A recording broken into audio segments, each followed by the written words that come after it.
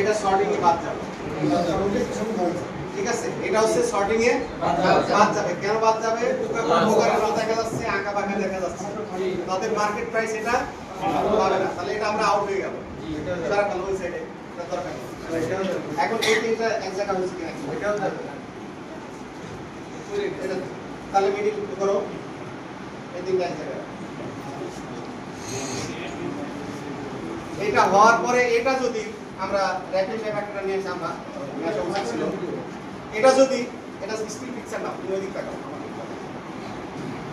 এটা হচ্ছে যদি লাইফ সাইকেল বাড়াতে হয় তখন বাহিরে করে কি এটা র্যাপিং দেয় শেলফ লাইফ বাড়ানোর জন্য।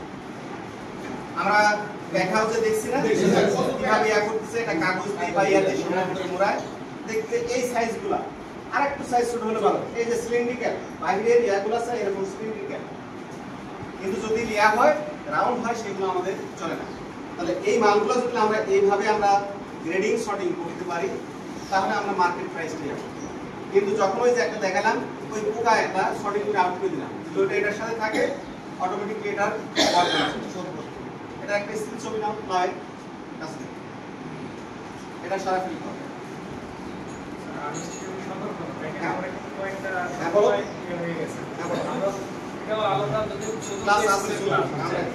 আসলে আমরা যখন হারভেস্ট করবো, হারভেস্ট মানে চলাকালীন সময় হারভেস্টের আগে হারভেস্টের পরে সতর্কতা অবলম্বন করি। কারণ আমরা কিন্তু জানি যে আপনাদের জন্য এটা কন্টামিনেশন না হয় এর জন্য আমরা কি কি ব্যবস্থা নিলাম। আমরা এখন করছি মাস্ক করছি একটু কি কন্টামিনেশন আমাদের ফসলটা কি কোনো রোগ জীবাণু না ঢোকে। আমরা ক্যারেট কেন ব্যবহার করছি, মাটিতে অনেক রোগ জীবাণু মাটির থেকে চলে আসছে। সব থেকে আরেকটা গুরুত্বপূর্ণ যে দক্ষ কর্মীদের ট্রেনিং কেন নাই এই জন্য, বুঝতে পারছেন? তার মানে আপনার যদি কর্মী দক্ষ না হয় তাহলে আমি সবকিছু মেনটেন করলাম, আলটিমেটলি প্রোডাক্ট কিন্তু আমার দেখেন এই যে এখানে কাগজটা লাগছে প্রতিটাই কিন্তু এই যে কয়েস হচ্ছে এটা পড়ে গেছে সেটা যে কারণে হোক না কেন। মানে এটা থিওরিটিক্যালি অনেক কথা বলা যায় কিন্তু আমরা প্র্যাকটিক্যালি তো বুঝছি যে একটা জিনিস হারভেস্ট করতে গেলে আমাদের কোথায় কোথায় সতর্কতা রাখতে হবে। আরেকটা সাবজেক্ট হলো ম্যাচুরিটি ইন্ডেক্স বা ইন্ডেক্স বলে, এক একটা ফসলের এক এক রকম হয়। তো আমরা লাভের ক্ষেত্রে আমরা বাজারে কিনতে গেলে কিন্তু নিজের মতো দেখি, আমরা একটা ক্লাসে একটু বিস্তারিতভাবে আলোচনা দেখবো যে আসলে কোন ফসলের ম্যাচুরিটি কোন কোন বিষয়টা আমরা নির্ধারণ করতে পারি।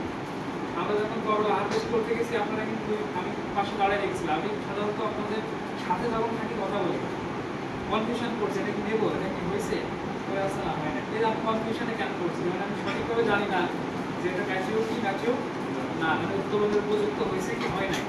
উত্তোলনের উপযুক্ততা অনেকগুলো ফ্যাক্টর দ্বারা নির্ধারণ করা হয়। আমি চোখে দেখে এটা একটা ফ্যাক্টর, এর বাদেও আরো 4-5টা ফ্যাক্টর আছে, এগুলো ক্লাস আছে, আলাদা ক্লাস আছে, ঠিক আছে? তাহলে আপনারা এখন তো বুঝতে পারছেন যে প্র্যাকটিক্যাল না গেলে কিন্তু বোঝা যায় না জিনিসটা কোথায় কোথায় আমাদের সতর্কতা অবলম্বন।